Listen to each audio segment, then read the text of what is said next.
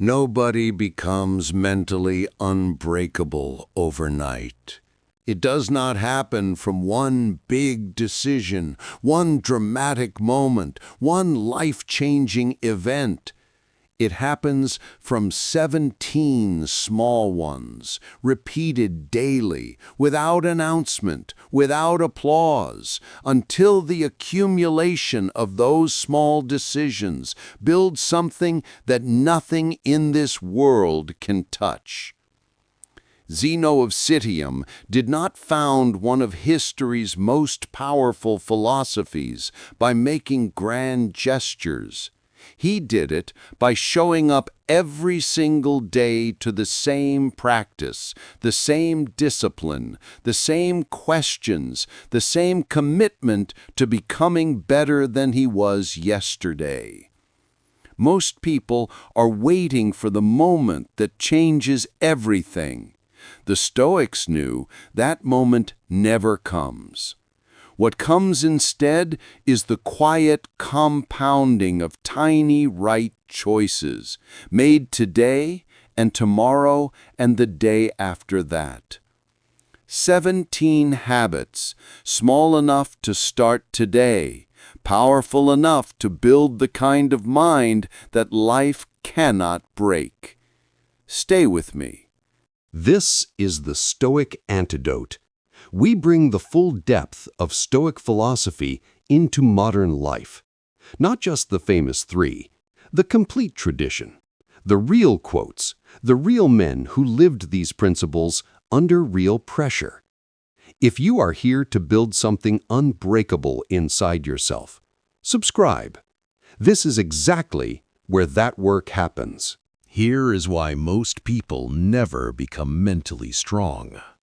They treat mental strength like a destination, something you arrive at after enough suffering, enough therapy, enough time, and so they wait for it to come to them. Musonius Rufus rejected this entirely. He said, "If you accomplish something good with hard work, the labor passes quickly, but the good endures. If you do something shameful in pursuit of pleasure, the pleasure passes quickly, but the shame endures." Mental strength is not a destination. It is the residue of daily practice. It is what accumulates when you consistently choose the harder right thing over the easier wrong one. The problem is that most people are practicing the opposite without realizing it. Every morning they reach for their phone before their mind is ready. Every difficult emotion they suppress instead of process. Every hard conversation they postpone. Every boundary they fail to hold. Every promise to themselves they break quietly. These are not neutral choices. They are practices, and they are building something just as surely as the right choices would. The only difference is what they are building. Chrysippus, who systematized Stoic philosophy and wrote over 700 works in its defense, understood that the mind is not a fixed thing. It is a living system that responds to what you feed it daily. Feed it avoidance, and it becomes fragile. Feed it deliberate practice, and it becomes unbreakable. 17 habits, each one small, each one a deposit into the account that pays out in mental strength when life demands it. Habit 1. Wake up before you need to. Marcus Aurelius wrote in Meditations about his own struggle with this. He wrote to himself, "You have to get up now and get to work. Go to work and stop whatever you are doing that is not the work."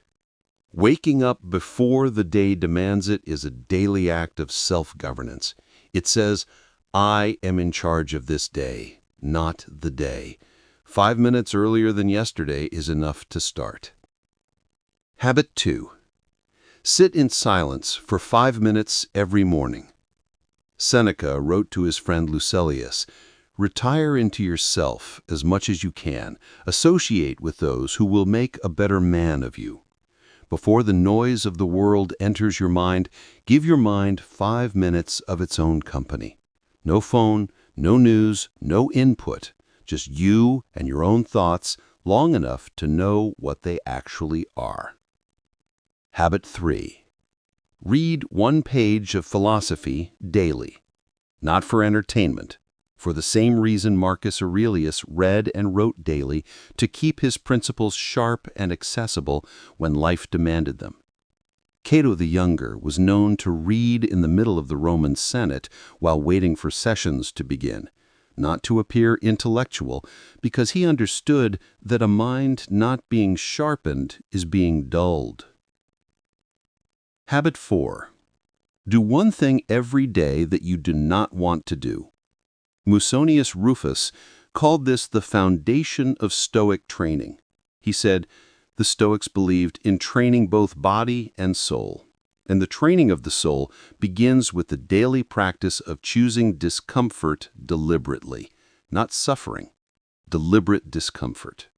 The cold shower you avoid, the conversation you postpone, the task you keep moving to tomorrow. Do 1 of them today, every day. Habit 5. Keep your word to yourself. Epictetus said, first say to yourself what you would be, then do what you have to do. Most people keep their word to others and break it to themselves constantly. Every broken promise to yourself teaches your mind that you cannot be trusted. Every kept promise teaches it that you can. Start with 1 promise per day, small enough to keep, and keep it.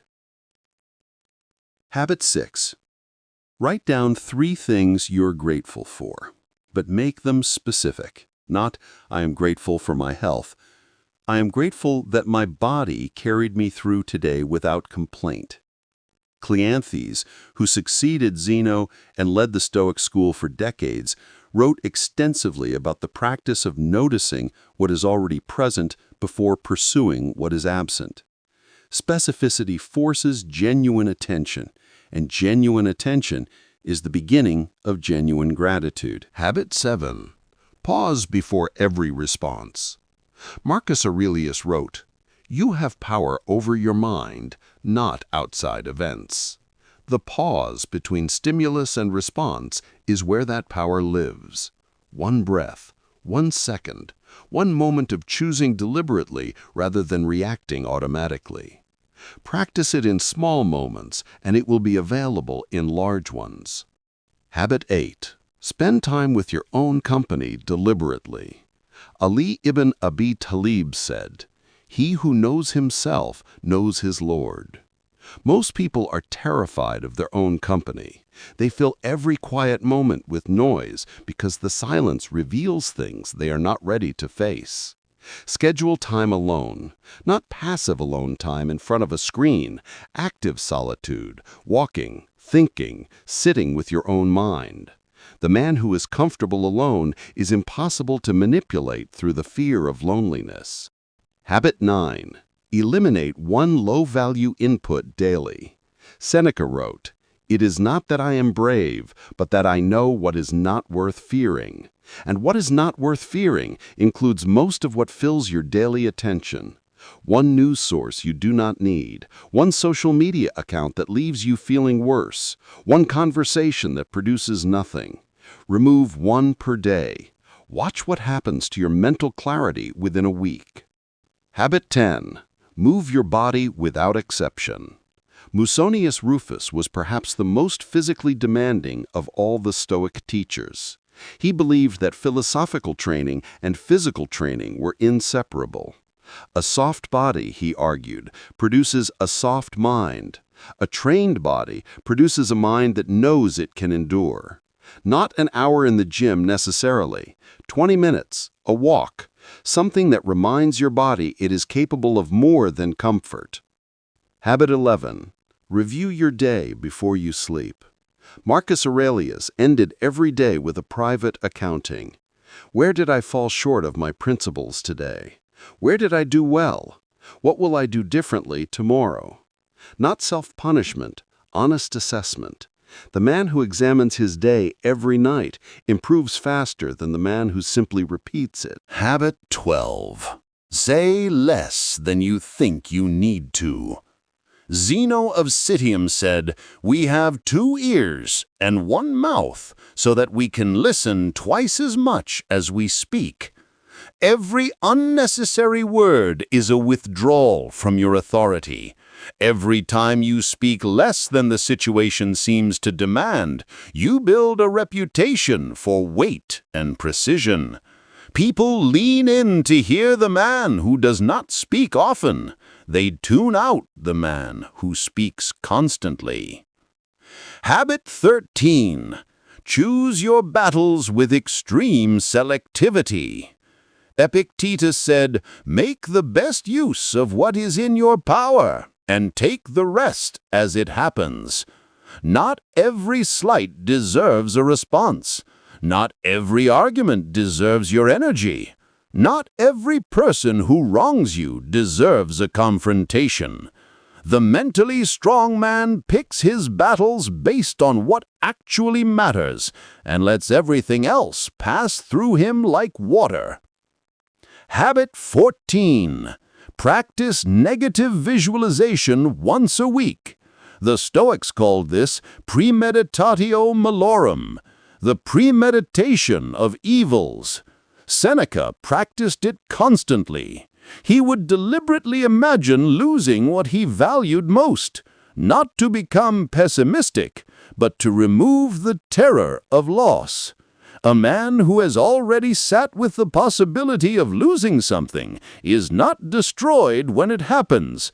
He has already made peace with the possibility, and that peace is unshakable. Habit 15. Honor your physical rest without guilt. Marcus Aurelius wrote about the discipline of rest as seriously as the discipline of work. A mind that is never allowed to recover becomes brittle. Sleep is not laziness, it is maintenance. Guard it with the same seriousness you guard your productive hours. Habit 16. Do something for someone else with no expectation of return. Seneca wrote, "He who does good to another does good also to himself." Not because of reciprocity, because of what giving without expectation does to the character of the giver. It breaks the cycle of scarcity thinking. It reminds you that you have enough to give, and a man who knows he has enough to give is a man who cannot be made to feel small. Habit 17. Remind yourself daily of your mortality. The Stoics called this memento mori. Remember that you will die, not as a morbid exercise, as the most clarifying practice available to a human being. Marcus Aurelius returned to this constantly in Meditations. He wrote, "You could leave life right now. Let that determine what you do and say and think. When you remember that your time is finite, the trivial things fall away immediately. The petty conflicts, the small grievances, the endless postponement of what actually matters. All of it becomes obviously unnecessary in the light of your mortality. And what remains after that burning away is exactly what deserves your energy. Your real relationships, your real work, your real growth. That clarity, practiced daily, is the foundation of a mind that nothing can break." Here is what all 17 of these habits have in common. They are all acts of self-governance. Small daily declarations that you are in charge of yourself. Not your circumstances, not other people's behavior, not the chaos of the world around you. Yourself. Epictetus spent his entire life teaching one thing, that the only true freedom available to a human being is the freedom to govern their own inner world. He was a slave. He had no external freedom whatsoever, and he became one of the most free men who ever lived. Because freedom is not the absence of constraint. Freedom is the presence of self-mastery. Every one of these 17 habits is a brick in that mastery. Individually, they seem almost too small to matter. That is exactly why most people dismiss them. But Chrysippus understood something about the accumulation of small practices that modern psychology is only now beginning to confirm. The mind becomes what it repeatedly does, not what it occasionally attempts, not what it dramatically commits to once and abandons. It repeatedly does it, daily, quietly, without audience. 17 habits, none of them dramatic, all of them compounding, all of them building toward the same destination, the mind that life cannot break. Here is what you do with this today. Do not try to implement all 17. That is the mistake that ends every self-improvement attempt within a week. Pick 3, just 3 of the 17 that resonated most. Write them down, specifically, with the time of day you will practice each one. Not, I will wake up earlier. I will wake up at 6:15 starting tomorrow. Not, I will read more philosophy. I will read 1 page of meditations before I touch my phone each morning. Specificity is the difference between a wish and a practice, and practice is the only thing that builds what we are building here. Musonius Rufus said, "It is possible to acquire virtue as one acquires anything else through practice." 3 habits starting today. Add more when those 3 are automatic, not before. Here is what nobody tells you about building mental strength through small habits. The habits change you in ways that have nothing to do with the habits themselves. When you start waking up before you need to, you do not just get more time, you develop the identity of a person who governs their own day. And that identity bleeds into every decision you make for the rest of that day. When you keep your word to yourself consistently, you do not just complete more tasks. You develop the identity of a person whose word means something. And that identity changes how you make commitments, how you speak, how you carry yourself. When you practice the pause before responding, you do not just have fewer regrettable reactions. You develop the identity of a person who is in control of themselves. And that identity is what makes people around you feel the weight of your presence without you ever trying to project it. The habits are not the point. The identity they build is the point. Zeno understood this. He did not teach habits for the sake of habits. He taught them because he understood that what you do daily is what you become permanently. Become the person these habits build, and you will have built something that nothing in this world can take from you. If this video reached you today, if even 3 of these 17 habits landed somewhere real, do not let that feeling pass without acting on it.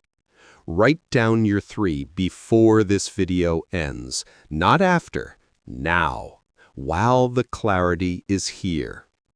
Subscribe to the Stoic Antidote. We do this work every Wednesday and every Sunday. The full depth of Stoic philosophy applied to the real battles of modern life. Leave a comment below. Tell me which 3 habits you're starting with. Not for me, for yourself. Because naming it out loud is the first act of commitment. And share this with one person who is ready to build something unbreakable. The Stoic Antidote. See you Sunday.